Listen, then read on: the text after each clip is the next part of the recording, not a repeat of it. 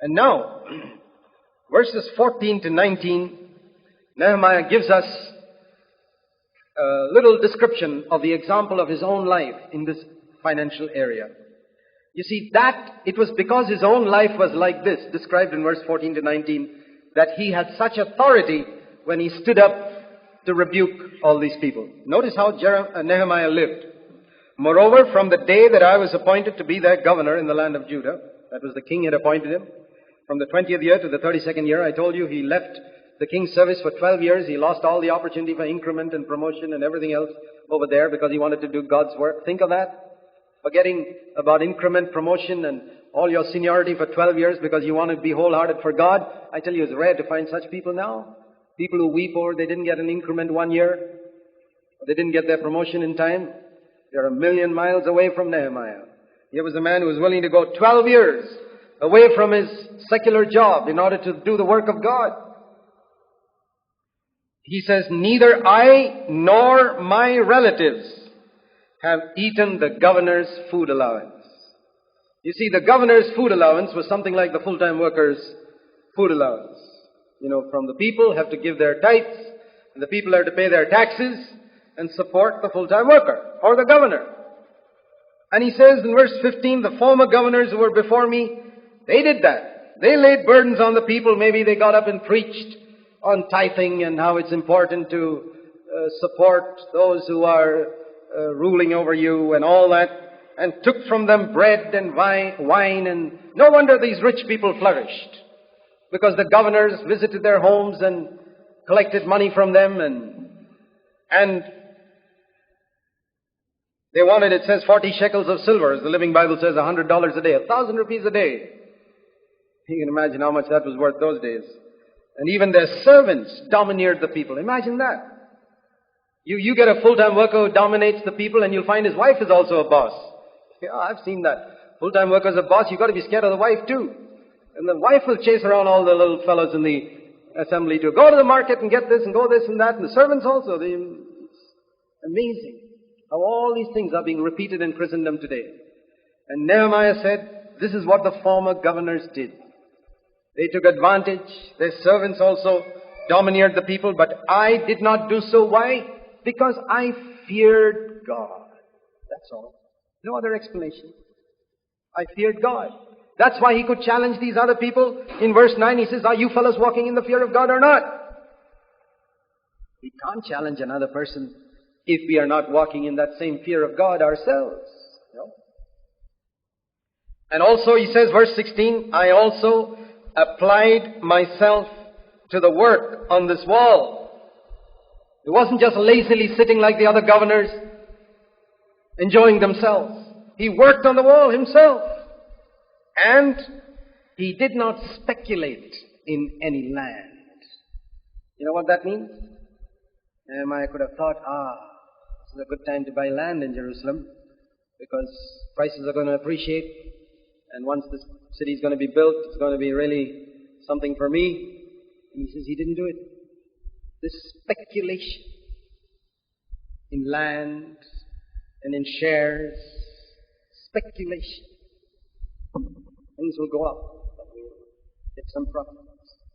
His mind would have been on that then. He says he didn't do it. He steered clear of it.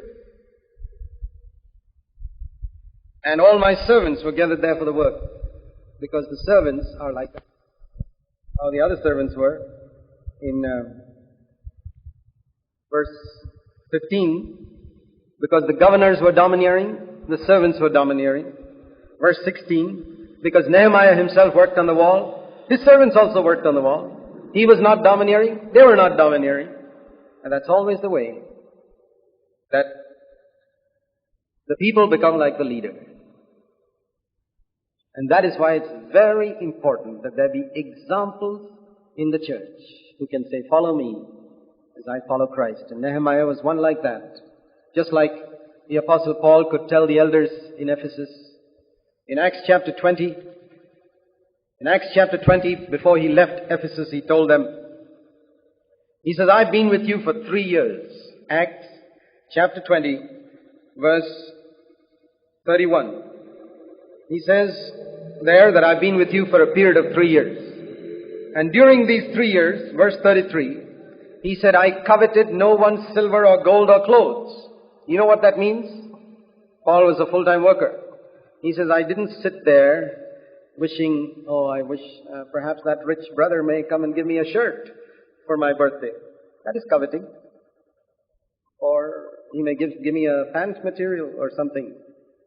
Or maybe if I visit his house, he may give me an envelope with some money in it. That is coveting. It is not asking. That is much worse. That is begging. This is just sitting in the home and thinking, whom shall I visit today? That is where the covetousness begins. And to sit there and think who will come with some gift to one's house. Paul says, I was not like that for 3 years. I had no interest in all that. You know that these hands ministered to my own needs, verse 34, and to the men who were with me. And I taught you by the example of my life the reality of the words of Jesus, that it is more blessed to give than to receive. That's why Paul had authority. That's why Nehemiah had authority. That it's not a question of sitting there and receiving and receiving and receiving. But what about a full-time worker? Has he got to give? Sure. Jesus gave. Paul gave. Which full-time worker are we following? The only one who kept receiving was Judas Iscariot. We got a choice. We can either follow Jesus and Paul or Judas Iscariot. Nehemiah had that spirit of Paul. Now let's turn back to Nehemiah chapter 5. He didn't take the allowance which was entitled to him. He didn't take advantage of the people. And it says he worked on the wall. He did not speculate in land. Wonderful examples for us to follow. And now, verse 17 and 19, see his hospitality. 17 and 18. He says, at my table, just like we read in Acts 20, these hands ministered to my necessities and the necessities of those who were with me. He says, at my table, 150 Jews and officials came for their meals every day. Think of that. Well, God had blessed him with wealth, no doubt. Otherwise, he couldn't have fed 150 people in those hard times. But he was a man who knew how to use his wealth, not just for himself. That is the thing. And there are very few people like that, who know how to use the wealth God gives them for the glory of God, for the good of his people, for the building of the church. And look at his hospitality.